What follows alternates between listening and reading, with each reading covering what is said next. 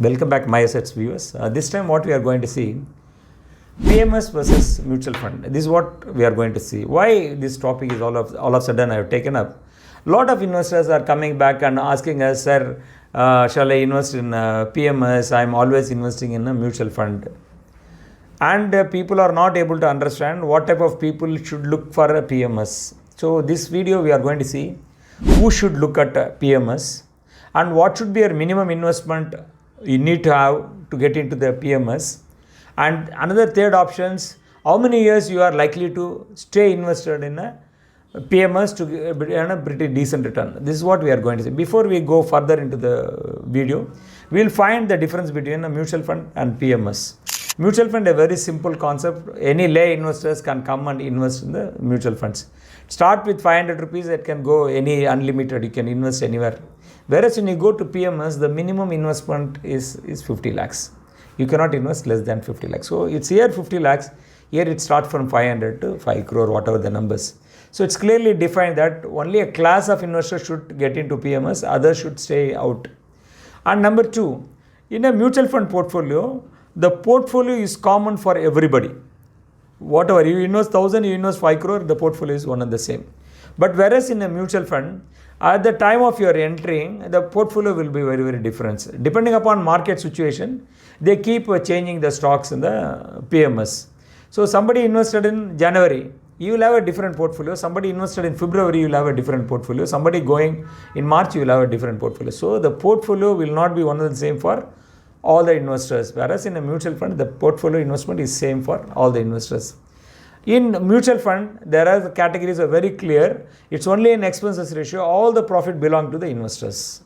Whereas in the PMS, the profit have a different connotation. They have three different concepts to give that. One is about giving the returns only on expenses ratio like a mutual fund. They only charge you fees. Another category, they denote as a two options. One, they reduce their management fees and increase the sharing ratio. Okay. And third category, management fees is zero, only a profit sharing will be there. Let's see what is the difference. In a fees, like it's like a mutual fund, there will be any fees, whatever the profit is belong to investors.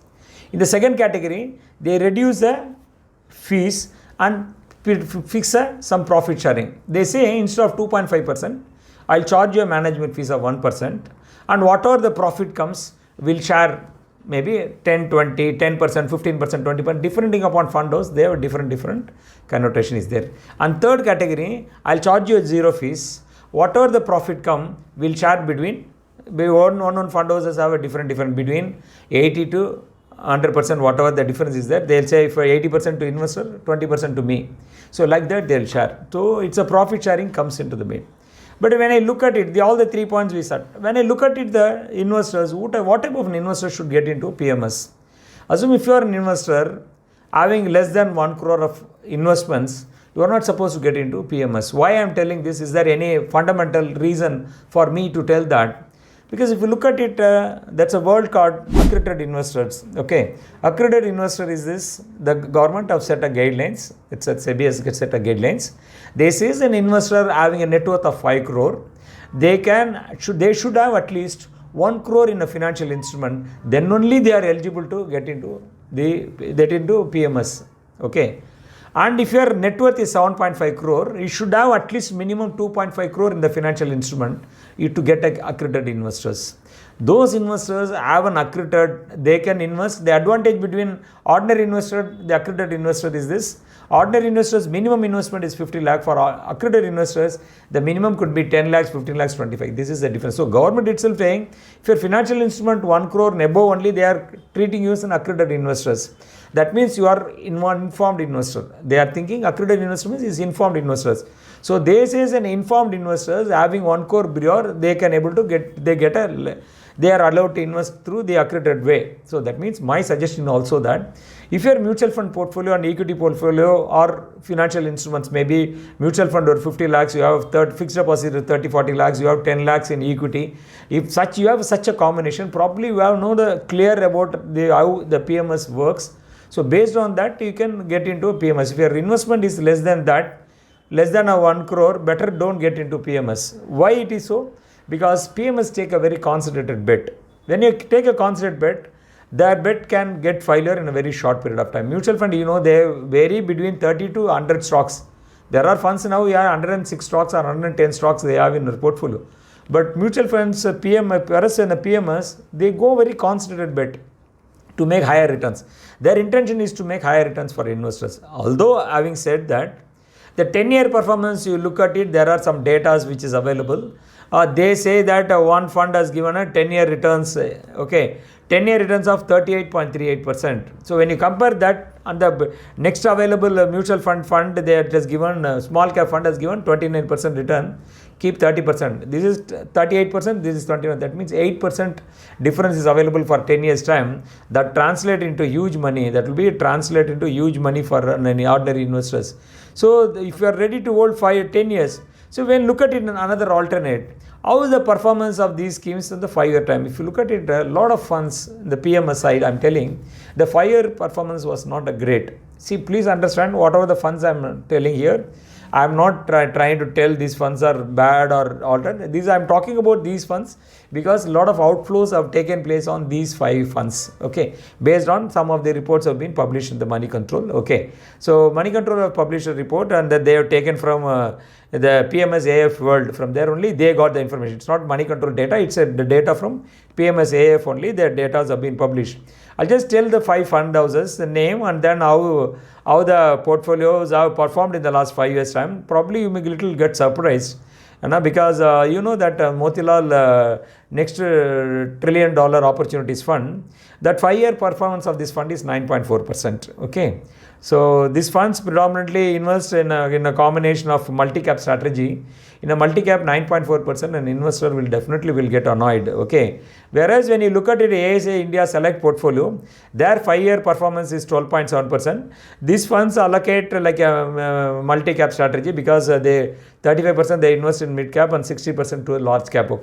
It's a lot of a flexi-cap concept. The 12-year performance is 5 years performance is 12%.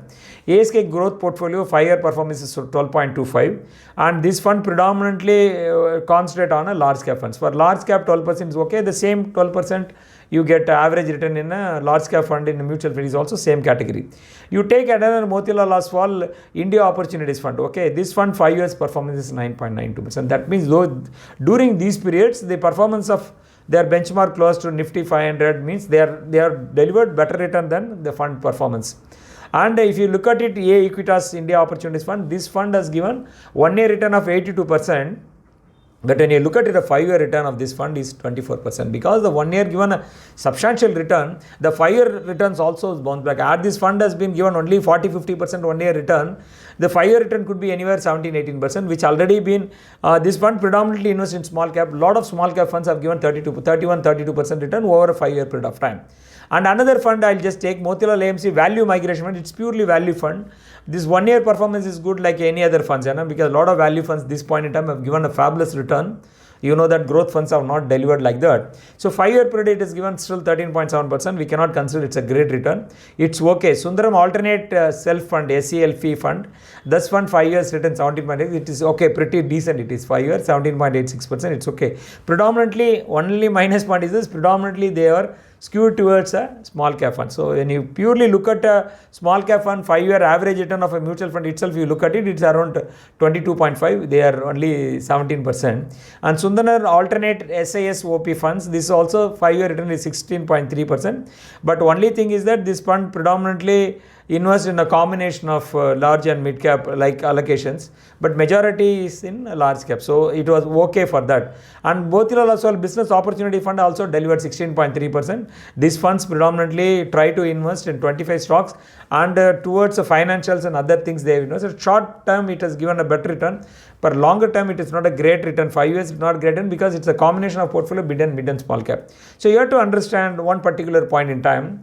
There are periods the funds, whatever the big names, they underperform for a short duration of funds because their portfolio have only 20-25 stocks. Trends will completely change towards certain sectors because they hold a high value in those particular stocks.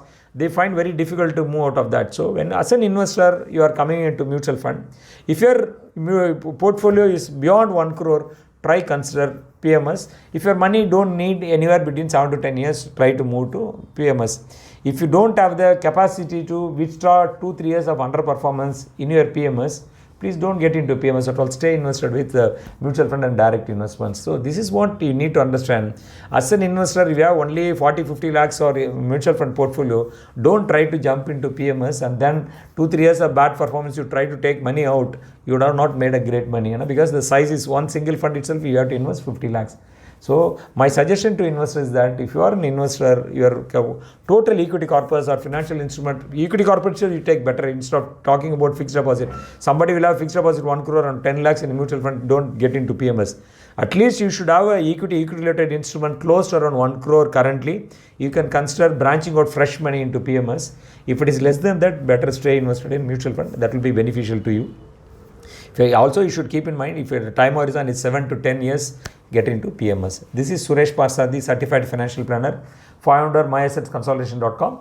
We have put a lot of videos. If you are first time viewers, please take a look at our videos. If you like a lot of videos of us, please then subscribe. If you not like our videos, don't subscribe. If you like, definitely subscribe, because we are very confident that if you look at our 175 plus videos, at least half of the majority of that you will definitely like it, because we take a lot of effort to transform the knowledge from us. We are not looking from a business angle. It's purely educational purpose only. We are doing this video. Definitely you like this video. In some other video, we'll come back and meet you next time with a new topic. If you want any other topic, please put in the comment box. This is Suresh Parthasarathy signing off. Bye.